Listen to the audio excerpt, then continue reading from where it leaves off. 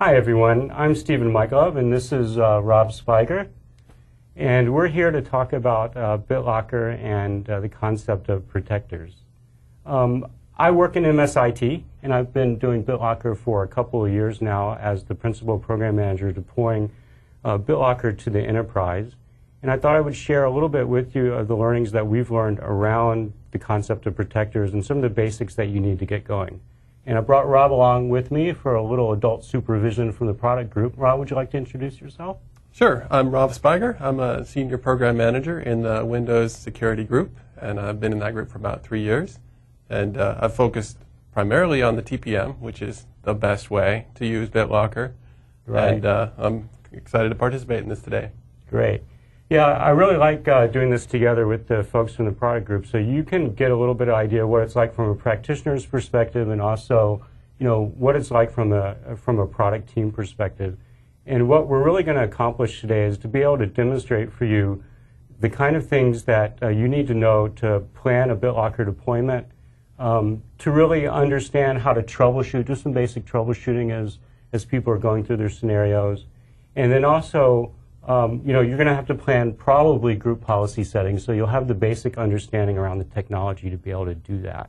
Finally, we're then going to do a little demo and a little demonstration about how to use the command line so that there's some hands-on takeaways that you can play with after we're finished with the video. And Rob's going to also help us understand a little bit more about TPM as kind of part of the introduction. So before we start on the technical elements, let's talk a little bit about why to do BitLocker.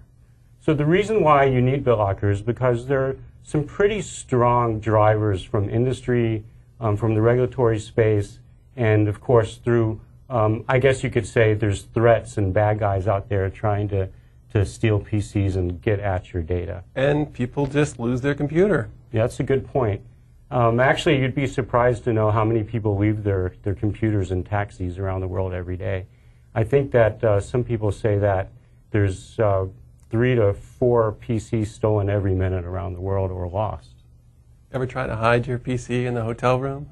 Yeah, I've done that. Yeah, it's tough.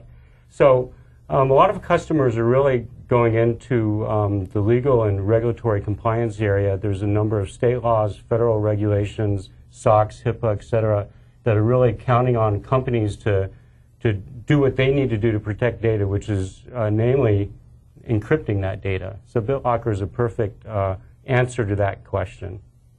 Let's go ahead and dive into the whole concept around encryption keys and BitLocker, and that'll really form the basis for learning about protectors. So one of the basic things that BitLocker requires is that you have what's called a split loader configuration. And the split loader configuration really starts to talk about the concept of how you authenticate into your BitLocker volume, at least your OS volume. In working terms, it's really you have a system pre-boot environment, and you also have your OS volume, which is really where all your files are, things like your page file, temp files, all that kind of stuff. And this is where some of the power of secrecy works with BitLocker, is that a lot of the OS-like memory files and temporary files and stuff get encrypted when you encrypt the full volume. Because remember, the BitLocker works on the volume level. But to make that happen, you've really got to boot into it.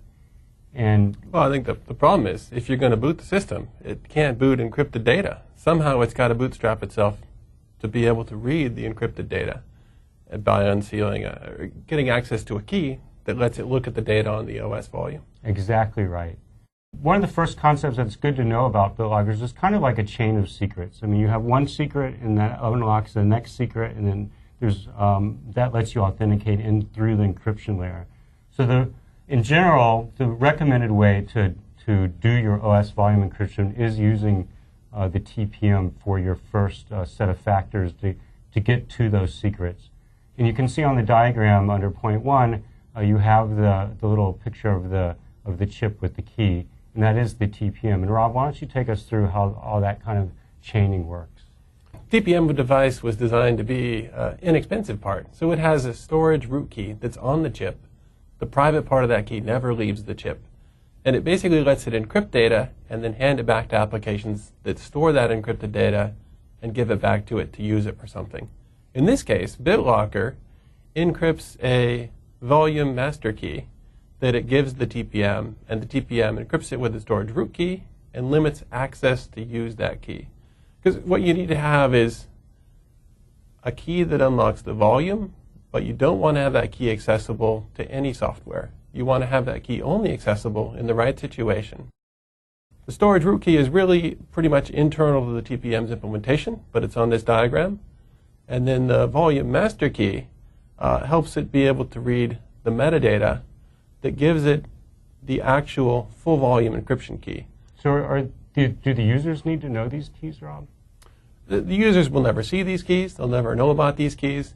But this little layer of indirection of having the volume master key separate from the full volume encryption key lets you use different protectors to access the data. For example, you might have the TPM, or you might have a different configuration that has TPM plus PIN, or you might have a USB key or a recovery key. All those different methods to access stuff need to get access to the full volume encryption key, but they have this intermediate volume master key in the middle that lets us easily juggle between these different things and rotate things more easily without having to go re-encrypt the whole disk. So how does the user actually unseal the storage root key on the TPM? How does that happen? Well, the storage root key always stays on the TPM, but during the boot process, the volume master key gets permitted to be used by the TPM. We'll talk a little bit about that in the next slide. So here we've got an architecture for BitLocker, and it's looking specifically at the boot process when BitLocker is used with the TPM. If BitLocker is used without a TPM, this information isn't that relative. Without the TPM, the key is just on some external media, or it's typed in as a recovery key, but none of these specific sequences are relevant. These are specifically for the TPM. Because with the platform that has a TPM, there's some specific additions to the firmware code that does the boot process. And basically what's going on is the firmware on the system initializes the TPM and then starts measuring components that run after that initial code. And in this example here, there's some initial power on code for the system that initializes the TPM and then measures the next set of code that's the BIOS that will be run and records that measurement in the TPM. Then that BIOS loads code like the master boot record from the boot device and records its measurement in the TPM before it lets that code run. So each piece of code that runs has already had its measurement recorded in the TPM before it starts. The nice thing about the TPM is once the measurement of a component is in the TPM, it can't be tampered with or removed. And so because code gets measured before it runs, the code itself isn't able to change the measurements about the system state that are recorded in the TPM. The reason this is crucial for BitLocker is if you lose your computer and somebody wants to try to access the key that's used to decrypt the volume, you don't want them to run their own software to do that. You only want that key accessible when the operating system is booting the right way with the right components and it's not running any malicious code that's trying to steal the volume encryption key. Because with BitLocker, we want it to boot up to the OS prompt, and that process decrypts or provides access to the key working with the TPM to be able to boot all the way to the login prompt. If you look specifically at what's going on in terms of the boot flow, there's the master boot record, which gets read off of the disk, which reads the boot sector, which then reads the boot block. All of those components get measured in the TPM, and they also load the boot manager component, which is a piece of Windows. And that boot manager component is basically a trusted computing base. That's code that's supposed to know how to boot the OS. And the only thing it does is boot the OS. Whether it's booting the OS resuming from hibernation or booting the OS from a cold boot, it specifically always boots the OS. There's no way you can exit from boot manager and do something with the decryption key for the OS volume. So once all these keys are exposed and we've authenticated through the encryption layer, and basically we're seeing dynamic decryption, is the boot process pretty much happening like it normally would be on a system that doesn't have BitLocker on? And is everything kind of happening as normal as far as the user's concerned once they've gotten through the TPM layer? This is the exact same boot process that happens whether you're using BitLocker or not. This is the Windows boot process. And if you're on a system with the TPM, it will record measurements in the TPM during the boot process. If you're a system without a TPM, it still has all the same components and boots exactly the same way. Great. So one of the questions that tends to come up when we talk about TPM is, what happens if the system thinks it's under attack? And generally people will call this recovery mode, where there's actually the protection clicks in. And this is where I think it's important to start understanding the whole concept of protectors. But before we do that, you'll notice on the bottom of this slide, there's kind of a diagram with some bands along the bottom there. And you'll see that those are called BitLocker metadata copies. And one of the common questions we get is, what happens if some of this information gets corrupted? And I think it's actually a pretty good thing to be able to tell your customer that there's some triple redundancy there in the architecture itself, so that both for TPM and other protectors, that the metadata keeps some of the secret information that doesn't need encryption available in multiple copies, so that there is a failure in one part of the disk, then it might be possible to retrieve some of those secrets. So what's the metadata used for? The metadata is really to give the BitLocker code, I guess, an indication of what to expect as far as what kind of secrets are needed to get through the encryption layer, as well as some other information around the configuration of the volumes itself. You raised an interesting question there about if the system thinks it's under attack and they're asked to enter the recovery key. Well, what's going on in that scenario with this diagram is some code that wasn't the same as when BitLocker was turned on was measured as part of the boot process. And that could be you've booted partially from a CD and some code was read off of there, and its measurement was placed in the TPM. And at the point when the boot flow got to boot manager, it tried to ask the TPM for access to the volume encryption key. The TPM said no, because there was some unexpected code that was measured in it during the boot process, because some extra code from the CD ran during the boot process. Right. And in that case, it asked for the recovery key. Ideally, what you'd want to do is figure out what extra code had run during that boot process and make sure it didn't run. The reason it can't have unexpected code run during the boot process is that's exactly how someone would attack the system and get access to the encryption key, not booting in the normal boot, not following the normal Windows boot flow. So I think what you're saying is if someone that wanted to get through this layer might try and boot the system up with a different operating system and see if they could get at your data, and really TPM is going to prevent that from happening, right? Yeah, the TPM is only going to let you access the volume decryption key during the boot process for boot manager if exactly the same code is run during the boot process as the code that ran when BitLocker was initially turned on. Great. And this prevents offline attacks if your computer's lost. Excellent. So let's talk about some of the other secrets that could be used. The top layer of this slide are the different, I guess you could say, attributes that you can use TPM with.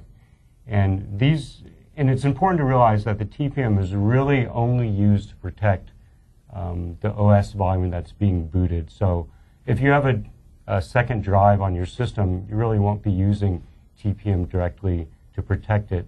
One of the differentiators with BitLocker as opposed to some of the other drive technologies out there is exactly TPM. And I think it's pretty fascinating that there's different flavors of using TPM depending on what the threats are.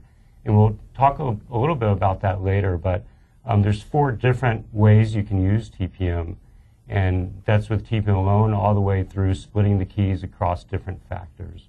Which one's the default? So the default will depend basically on the group policy settings that the domain has at the time. I think if no default is set by group policy, then TPM and PIN are kind of the Windows default. I think for ease of use, the default is actually just TPM. Because setting up a PIN is confusing for end users. And it makes sense in an enterprise setting, but it doesn't always make sense for the standard person that's trying to turn on BitLocker and use it. There you go. I guess because we've had our GP settings in place for a couple of years, sometimes we forget and in the MSIT world what the actual product group well, defaults are. TPM plus PAN is a great practice. So let's look at the some of the other protectors too, because it's not all about just the OS volumes. There's other volumes and other scenarios that we need to address. So one of the other factors that's up here is the external key, and this is used at least in the OS boot framework, so that you could actually encrypt an OS drive just using an external key without TPM.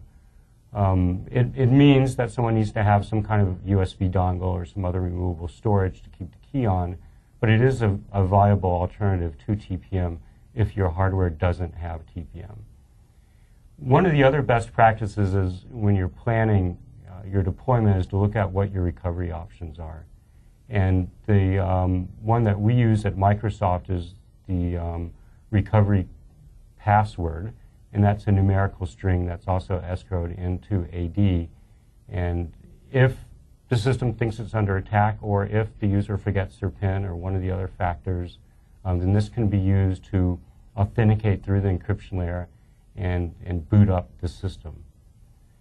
The other recovery option that you have is in an enterprise deployment is a data recovery agent, and this is specifically aimed more towards a FIPS environment or as a secondary recovery option if one of the other recovery options you're using is lost or not present.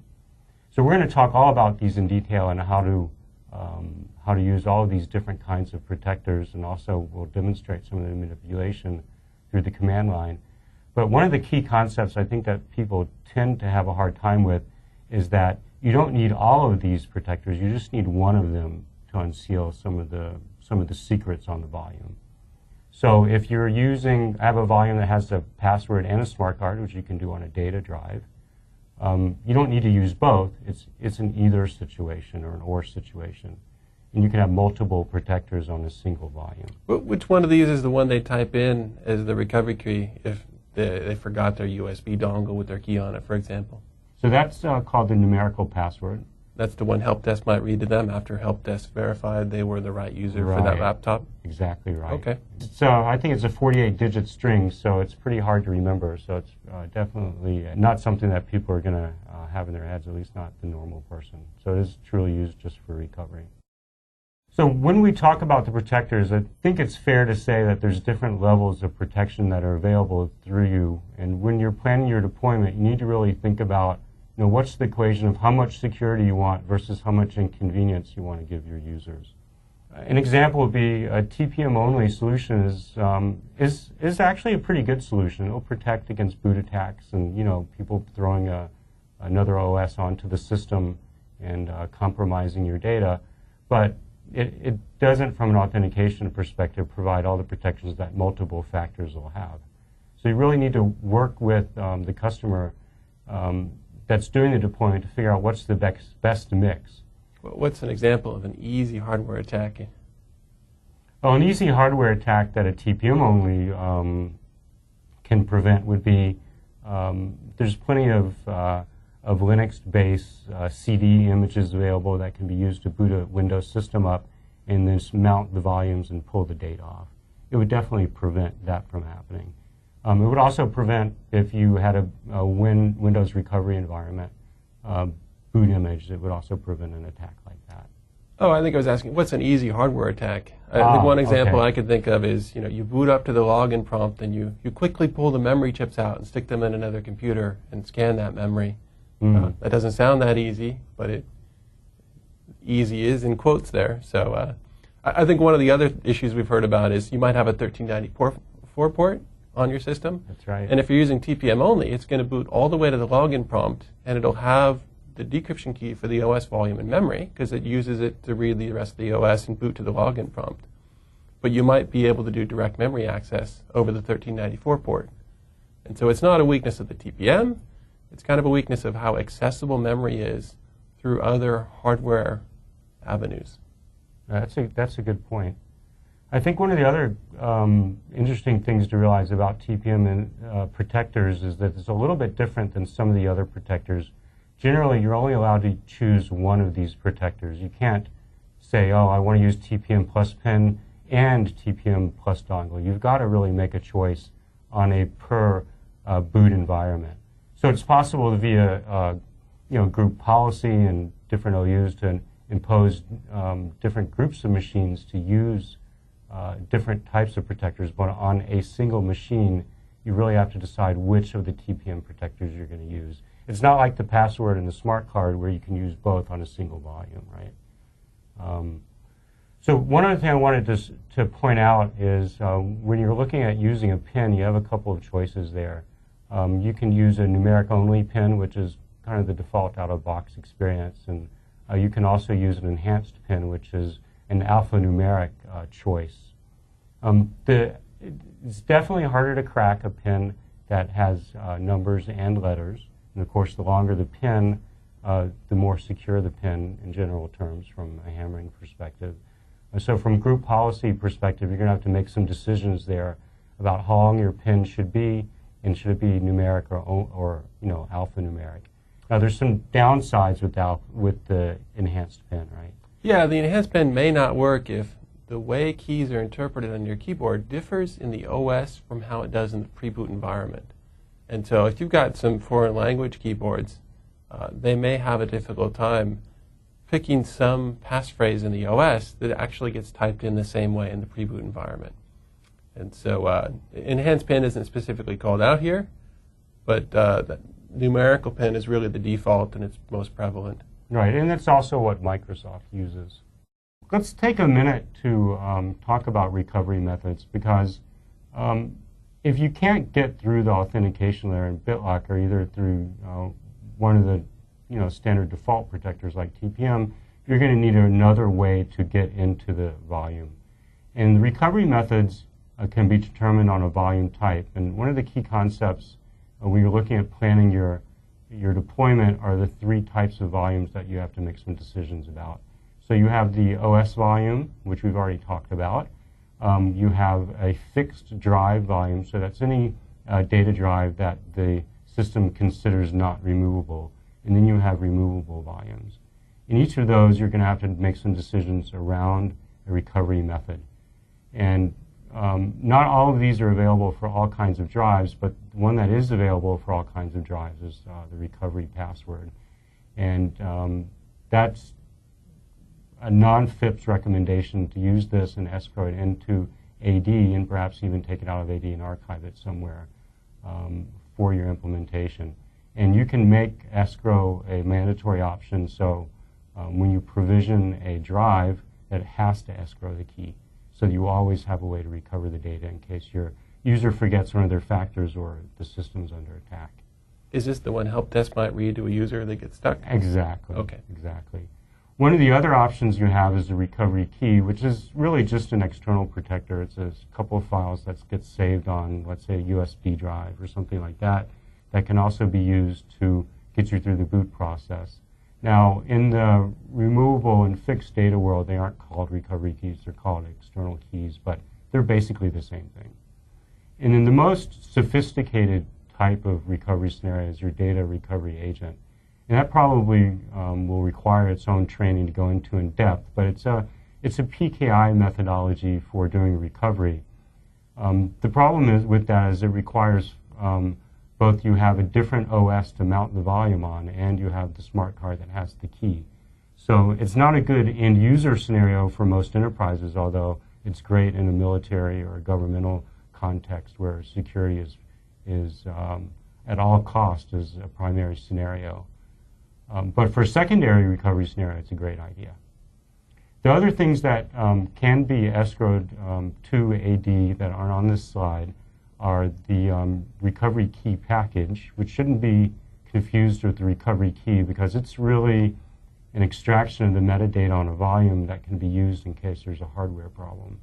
And that's kept in binary format in AD if you make your policy escrow it.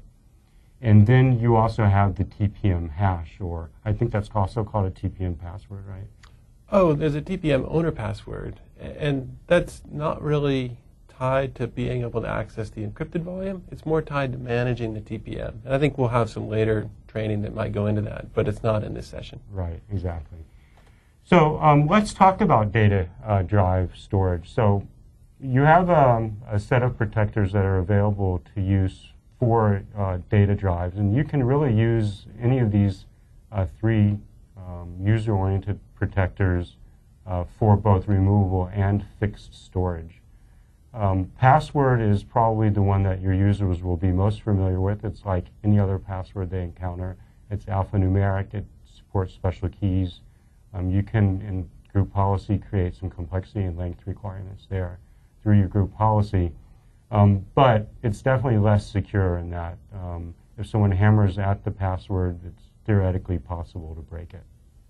Well, I don't think there's anything that slows them down hammering at the password, right? That's right. Yeah, they could make copies of the data volume, and they could, on separate machines, hammer at that, or they could make a software image of what was on it and continue to distribute the problem of cracking that passphrase or password exactly on a whole bunch of machines. Right. Now, don't confuse this password with the TPM pin, because it is a different protector. You also have an option so that for the use... I think that brings up a good point about the TPM. With the OS volume and the TPM plus pin, the TPM has anti-hammering logic that would severely slow down guessing the pin. Right. Whereas you don't have that protection for removable data volume. Exactly, and that's why it's on the left-hand side as being the least of the secure options.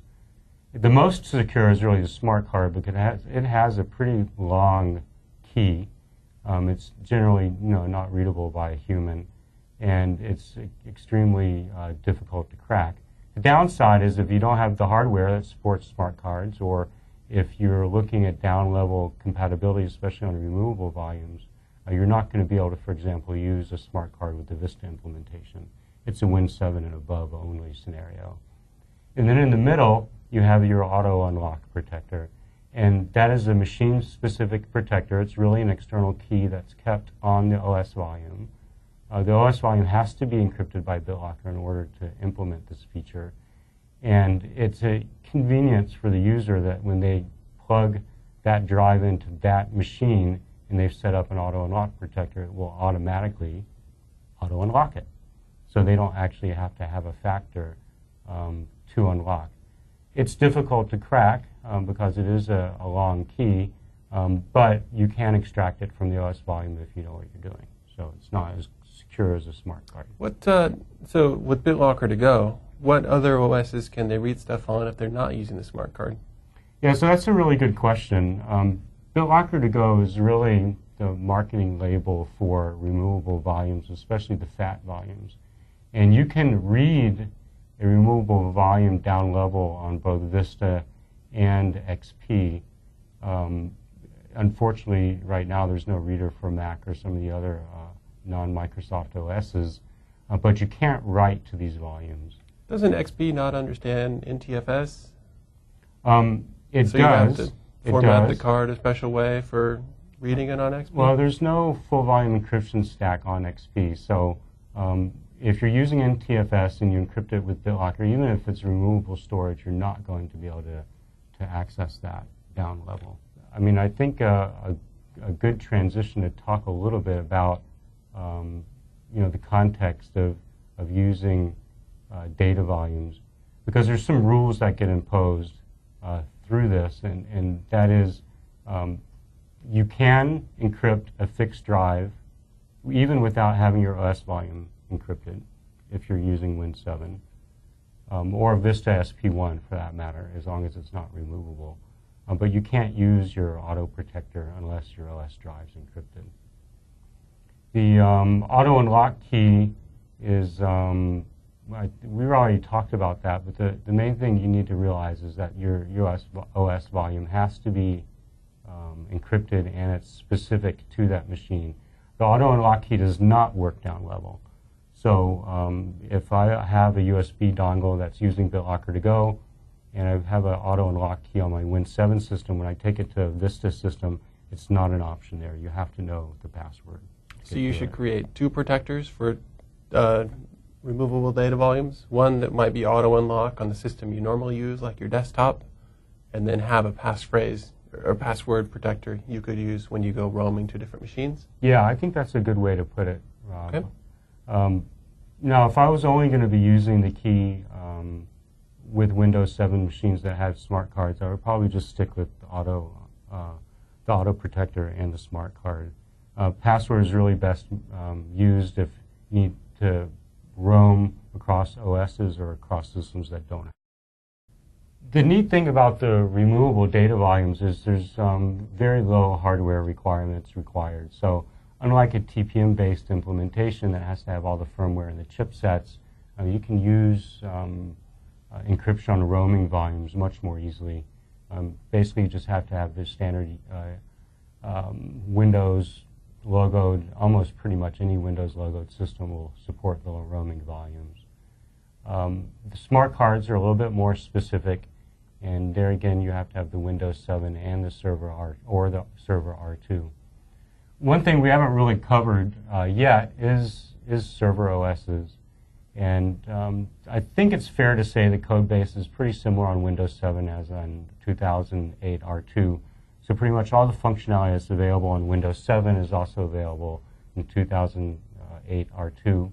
I think sometimes it trips people up because the BitLocker component is an optional component on server. And sometimes they don't know they need to go install it before they can start using it. That's right. So if you're using the right SKUs for Windows 7, that's Enterprise and Ultimate, it comes out of the box with BitLocker ready to go. If you're using one of the server OSs, you have to install the optional component. The Windows 2008 non-R2 versions are functionally equivalent to Vista. So all the rules for Vista pretty much apply there, and you also have to turn it on as an optional component on the server. So one other notable thing is when you're planning your deployment is figuring out what kind of your complexity and length requirements you're going to have on your removable data volumes. And that's really, most companies have a policy around that, and you'll probably want to investigate what that policy is. Let's talk about the command line interface, because we're actually not going to demo or talk about any of the UI components of BitLocker through the course of this deck, but we do want to talk about the command line interface. And the reason we want to do that, Rob, is really because you can do a lot more with the CLI than you can with the UI. The UI is a great user interface tool, but when it comes to an IT pro or someone that needs to get down into the weeds, so to speak, the command line interface is really your preferred method for interacting with BitLocker. It also forms the basis that if you want to write scripts or start using some of the WMI methods that are available, and there's an extremely rich WMI set here, that you'll get a better understanding of how to use those calls by using the CLI. And hey, it just looks cooler to use a command line interface too. Yeah, that's right. I know every time my son sees me in DOS, he always comments, "What's that? Is that really a computer?" So I guess he doesn't geek out yet like I do, but I think the command line interface is definitely the handiest way to deal with BitLocker, and we'll let you do a lot of things you just can't do with the GUI, like changing from TPM to TPM plus pin or one of the other factors. You can set up test environments by deleting all your keys. One of the protectors we actually didn't talk about, but were encountered during the demo, is when all the protectors are in the clear. And there's a hidden, I guess you'd call it a hidden protector, which is basically a protector that exposes all of the keys so that you can disable the authentication layer of BitLocker without having to decrypt. So you're talking about like a patching scenario. If you know you're going to install like a BIOS update, you'd suspend BitLocker, or I think the term's different on Windows 7 than it is on Vista, right? Right. But you can basically put all your protectors in the clear. So the encryption's there, the old protectors are there, it's just not using them. And it's also handy to be able to, when you're patching, to be able to do that. It's also handy if you're developing scripts that you want to interact, but you don't want the load of the encryption on and off switches, then you can do that too. Could you put a clear protector on a data volume that you're going to move to another computer? Just so you don't have to build an external key to do that? You could move it, then delete that clear key protector? Yeah, you can delete it, then re-enable your protectors or build new ones, and we'll go through some of those operations during the demo. Does the command line interface enforce the group policy, or does it ignore group policy when you're using it? It does. It always enforces group policy as long as it's been pushed to the machine. It does give you some added flexibility that the UI doesn't give you, for example, adding multiple numeric passwords or adding multiple protectors to different kinds of volumes that the UI is not going to present you with, but you could do with the CLI. So the group policies are enforced, but it gives you more flexibility. Great. Okay, so let's ramp up for the demo.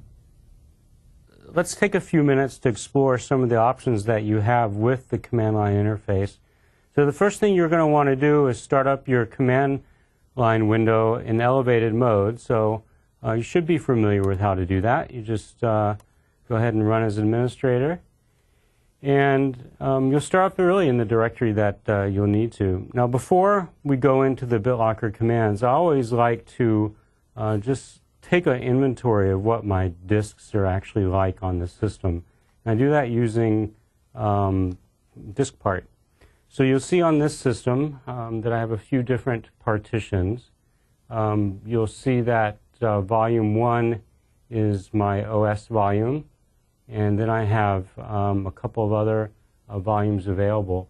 You'll see that volume S is labeled system, and if you remember back to when we talked about split loader, that's actually my pre-boot environment. You definitely do not want to encrypt that, otherwise your system won't be able to boot anymore. And you'll also see down on volume 4 that I have a removable USB drive that has the FAT32 operating system on it. So those are the ones I'm going to use for this demo today. So let's start off by exploring how we get a status of what's going on from a BitLocker perspective on the system. So the basic command is manage BDE, and just so you know how to get help, you can always put a question mark there and it will show you the options that you have available. I think that's pretty standard fare. So let's do status, and you'll notice that it will enumerate all of the drives that are relevant and tell you what the status is. So on the first drive, and I think it just picks them in arbitrary order, quite honestly. I'm not sure what order it picks it in, but you'll see my USB dongle is not touched at all by BitLocker. Everything's off, everything's unprotected. However, you'll see my OS volume is encrypted at 100%. You'll see the key length, which is the default, and that protection is actually on. In other words, BitLocker hasn't been suspended. Naturally, it's unlocked because the system is booted and operating. If you booted this in a Windows recovery environment and hadn't authenticated into the C drive, it would show locked. And then you'll have the list of protectors. You'll notice that on my OS I have TPM and PIN and numerical password. And on my secondary data volume, I have 2 numerical passwords, your standard user password, and then an auto unlock protector. So you'll notice that I don't actually have any other protectors there. So that's how you get the status, and you can also just get a status on a single drive. So if I wanted to just do the E drive, then it just shows me the E drive. So let's talk about how we take a basic task like changing from a TPM plus PIN protector to a TPM protector. So you remember that my C drive actually has the TPM and PIN protector. Now, I find it to be standard practice to disable BitLocker before you start manipulating the protectors so that you don't get into a situation where your system is left unbootable. So you do that through the protectors command, and you'll see here that there's an option to disable the protectors, which I'm going to do. So I'm going to say protectors on C and then disable. So that means that I've disabled the drive. You'll see protection off in the status window. That's your clear key protector has been implemented now on this drive. So even without a PIN or any other authentication, you could now boot the system successfully. So there is no way via the UI to actually be able to change from a TPM plus PIN protector to a TPM only protector, but you can certainly do that through the command line interface. So the first step you're going to have to take is to actually delete the protectors. So let me show you the delete command here. And you'll see that the syntax is volume ID and then the type of protector that you're planning to delete. Now, if I wanted to delete all the protectors, I can just not put an option, and if the protector is available for deletion, it will delete all the protectors on the drive. So I'm going to delete TPM plus pin here. Oops, and I forgot the type. And that's actually a common mistake because the syntax we're adding doesn't have a type statement. So I tend to do that a lot where I forget the type switch, and then of course it'll remind me to do that. So now you'll see that I've actually deleted the protector. It's told me which ones I've deleted. And if I do a status, you'll see now I only have the numerical password. So how do you then get to the situation where you want to add the TPM back in? And that'll be using the add command. And then I'll just do a listing of your options there. And if you're having trouble kind of remembering all the different types of protectors, this is also a good way to get them enumerated. It'll list all the protectors that are available for you. And remember, if you try to apply the wrong protector to a volume, it'll just error out. So I could not add a certificate, for example, to this OS volume. So I'm going to then go ahead and add the protector here, which is just TPM. So that'll give me a TPM-only protector. And then you'll see that my status is now numerical plus TPM. One other trick I wanted to show you is how do you actually find out what your numerical password is from the command line. And the best way to do that is, again, using the protectors command, but to use the get command. And that will enumerate all your protectors as well as their values. So the TPM key is there as well as your numerical password and the recovery password that's associated with that recovery password. So that's some basic operations. Definitely take a few minutes yourself to play a little bit around with these and see how you can manipulate them. I just wanted to show you some operations on some data protectors. And if you remember on the data drives, remember my protectors here. I have multiple protectors on the E drive.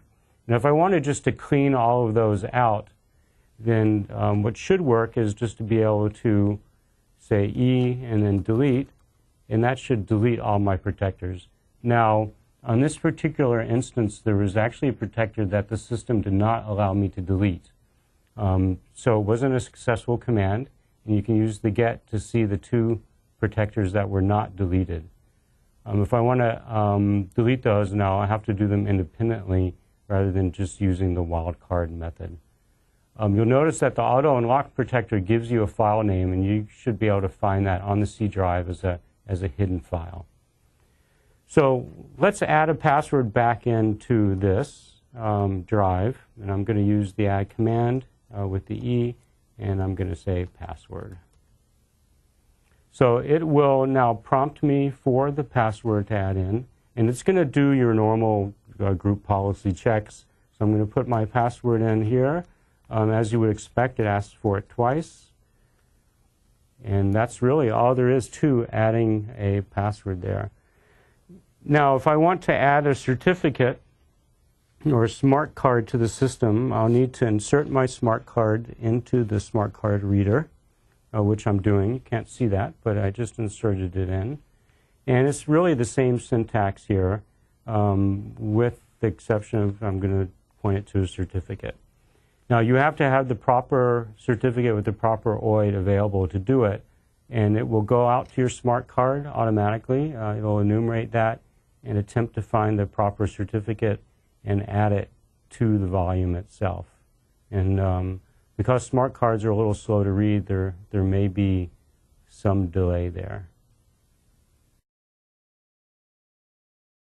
So don't give up. It takes a little while before it can read the certificate, especially if you haven't done it and it doesn't have anything cached.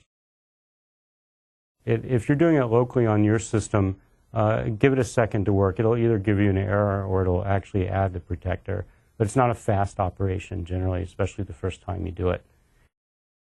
And you can actually insert another smart card, do exactly the same command, and then you have multiple volumes. So the last thing I want to cover in this demo is how you prepare a system such that you're turning encryption on. So I take you through the whole provisioning process and also show you how to prepare a system to be used for, for example, testing scripts out. And I'll do that first. What we've found is that because the encryption process takes such a long time, especially on larger drives, that when we're developing scripts and things like that, that we really just null set all the protectors on the drives, delete them, so that you'll see if your scripts are working from a protector perspective without having to go through the encryption-decryption cycle. Now, it is possible to stop encryption and decrypt in midstream, like say after it gets to a few percent, but it's still going to cost you some time. So if you remember the status command or the git command, I can go back now and look at the status of my C drive, and if I want to then clean that up, I can just delete all the protectors on there. So I'm going to delete the TPM protector. Oops, and don't do what I do and forget the drive designation. And I also want to delete the numerical password. So just so you can see on the list here, I want to actually get rid of the recovery password. There we go. So now we actually have a drive that is encrypted, but there's no protectors.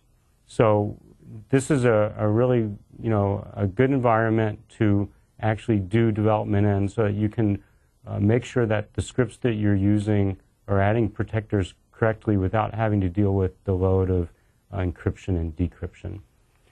So if you remember, we have one more drive here, which is a FAT32 drive, and it's totally unprotected at this point. So, and that would be the F drive. So what I'm going to do is I'm going to add a numerical password and a password and then start the encryption process. So first I'll do the protectors command, and I'll take the F drive. I'm going to add, and then let me just show you your options here. I'm going to actually put in a recovery password. So I'm going to abbreviate that as recovery password.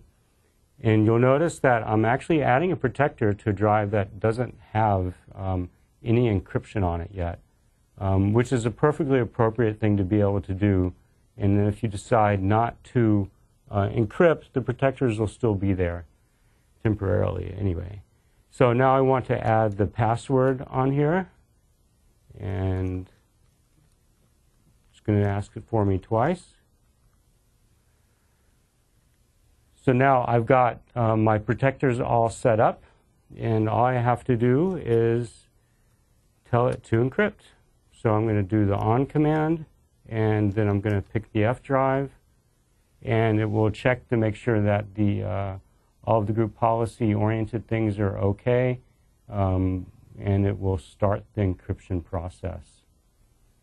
And so really, I could have combined the protector commands all into one command and added both protectors at the same time. I chose to do each individually. It's just my preference to make sure that I'm doing all the steps correctly and you can see them. But now if you notice, if we do a status on the F drive, then it will show you that the encryption is in progress. It's done 4% thus far, and that protection is off. So that concludes the demo. Hopefully you've gotten enough information to go out and explore the command line interface yourself and, well, geek out using BitLocker. Well, thanks everyone for spending your time with us to go over these BitLocker concepts. Again, I'm Stephen Mike Love, and this is Rob Spiger. And thanks, Rob, for going along with the ride from us. Great job, Stephen. what you'll see here at the end of our deck is we have a bunch of resource links that'll take you to some very detailed documents on how to plan your BitLocker deployments together with your customers. With the demo, with the content that we've gone through, I hope that really the people that are watching this video have had an opportunity to learn some of the concepts, go away and play with some of the technology so that they can sit together with their customers and consult with them on how to do the BitLocker deployment, especially around the protectors, which is really the most key concept in the BitLocker world, aside from maybe the TPM. TPM, right. Yeah, I think there may be some other training created in the future that has to do with more specifics around the TPM and TPM management, as well as more details about how the TPM works with BitLocker. So look for those two in the future. Great. Will do, Rob. Thanks, everyone.